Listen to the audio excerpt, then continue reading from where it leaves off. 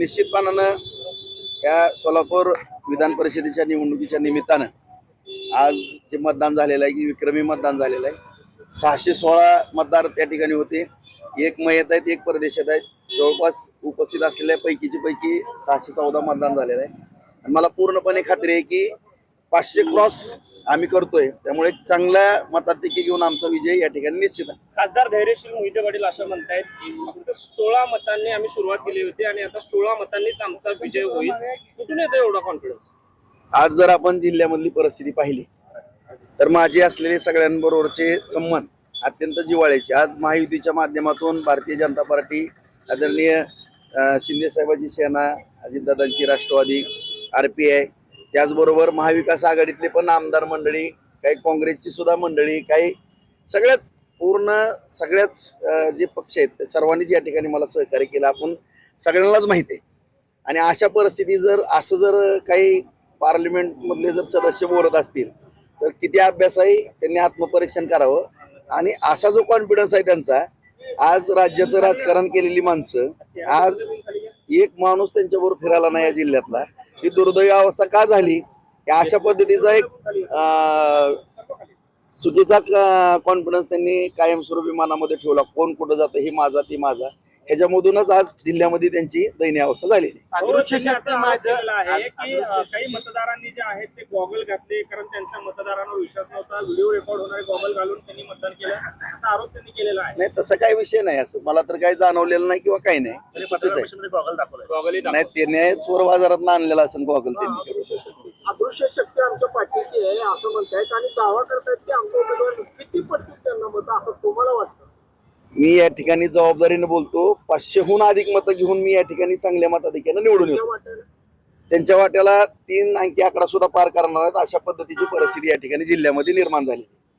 तो असं वाटत नाही का की अगदी इझी असलेली निवडणूक हे अगदी अडचणीची झाली? नाही, मुद्दा असा आहे की तुम्हाला मी जबाबदारीने बोलतो की मी वर्गात 4थी पासून मॉनिटर आहे.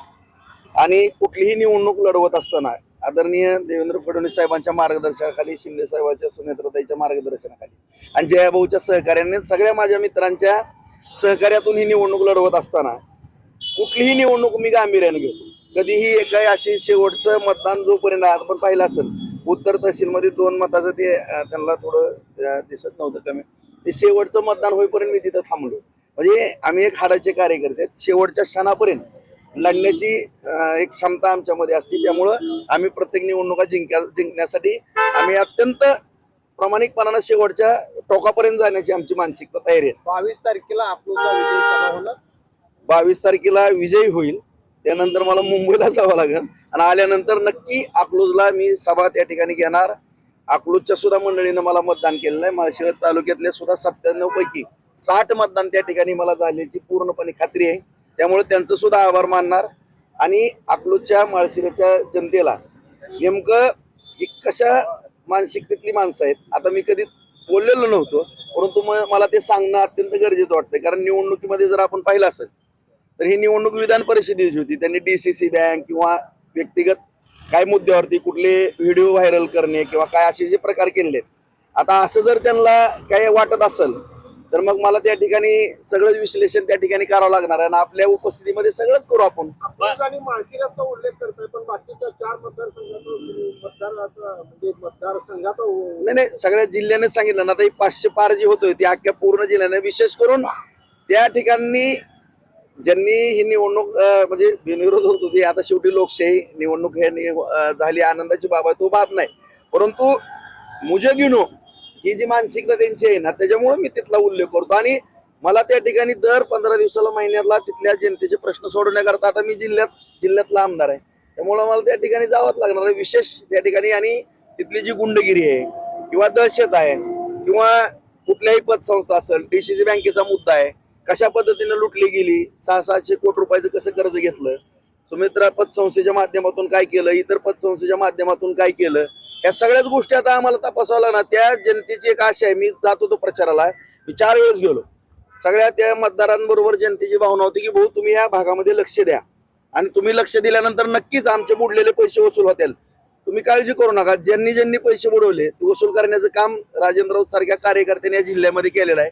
आणि त्या ठिकाणी सुद्धा कोणाचे पैसे बुडवले असतील बोर्डात लावतो, त्यांनी मला भेटावं, मी कसे वसूल करून द्यायची ती करून देतो. बार्शीच्या राजकारणामध्ये राऊत विरुद्ध सोपल अशीच एकूण चित्र आतापर्यंत दिसून आलं. मात्र आजच्या आपल्या बोलण्यातून असं जाणवते की सोपल गटाच्याही नगरसेवकांनी आपल्याला मदत केली. बार्शीकर एकवटले का राजाभाऊंना आमदार करण्यासाठी? बार्शीकर नाही, काम पाहून त्या सुद्धा नगरसेवकांनी 21 पैकी 16 नगरसेवकांना मला मतदान केलेलं आहे, पूर्ण माझी खात्री आहे. आणि भूमकर सुद्धा आहेत, त्यांनी 15 पैकी 15 जणांनी मतदान केलं, त्यांनी तर पाठिंबा दिला.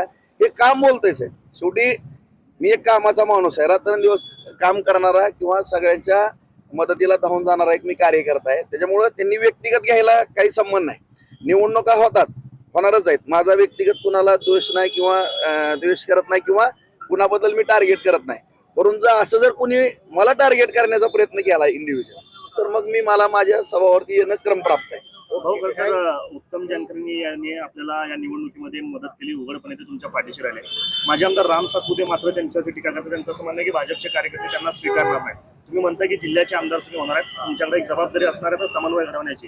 हे समन्वय येत्या काळामध्ये घडवणार आहात? नक्कीच मी या ठिकाणी जबाबदारीने बोलतो की ज्यांनी हे निवडणुकीचं जे गर्व आहे ज्यांना सुद्धा त्यांच्या सुद्धा ज्यांना आता गर्व आहे की असं तसं मी आहोन मी ताहून होता जिल्हा तुमच्या बरोबर, तुम्ही राज्याचं पण राजकारण केलं, परंतु आज जी दयनीय अवस्था त्यांची झाली त्यांच्या बरोबर सुद्धा मी समन्वयाच्या भूमिकेतनं राहतो.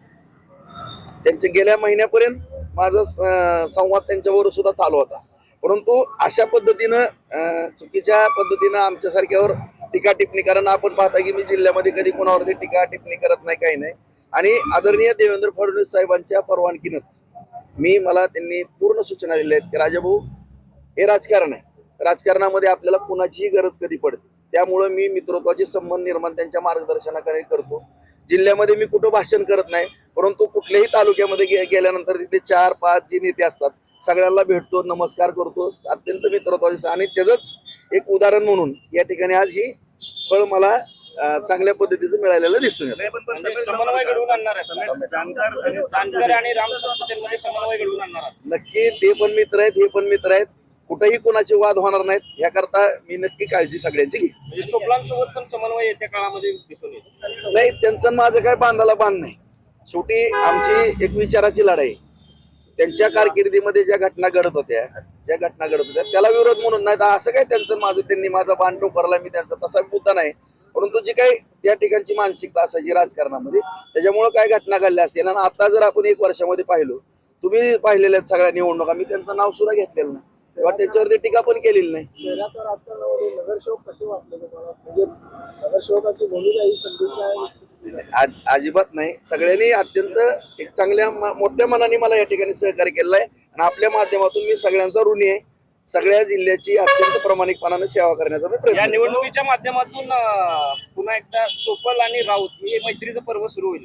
मैत्रीचा मुद्दा नाही, त्यांची दिशा वेगळी आहे, माझी दिशा वेगळी आहे. आणि आज जरी आमचं राजकारण काही असलं तर भविष्य काळामध्ये पिढ्या ना पिढ्या अशाच पद्धतीचं राजकारण राहणार आहे. त्यांची ना आमची लढत ही कायमस्वरूपी पुढच्या 10 पिढ्या तरी असेल. मोहिते पाटलांनी एक स्टेटस ठेवलं होतं, हर हर महादेव, आणि ते असं म्हणतात की शिवाजी महाराजांनी तो शब्द वापरला होता, तो शब्द आम्ही काल स्टेटसला ठेवलेला आहे. त्यामुळे 22 तारखेला चित्र वेगळं असेल असं त्यांचा दावा आहे. मुळात हर हर महादेव म्हणण्याचा अधिकार कुणाला आहे? इतिहासामध्ये जर मी गेलो तर माझेही पिलाजी राऊत छत्रपती शिवरायांच्या सैन्यामध्ये सरदार होते. राऊतांनी पानिपतच्या लढाईमध्ये सुद्धा फार मोठे योगदान दिलेलं आहे. मी तसा मूळ कोकणातला आहे, सावंतवाडीचा.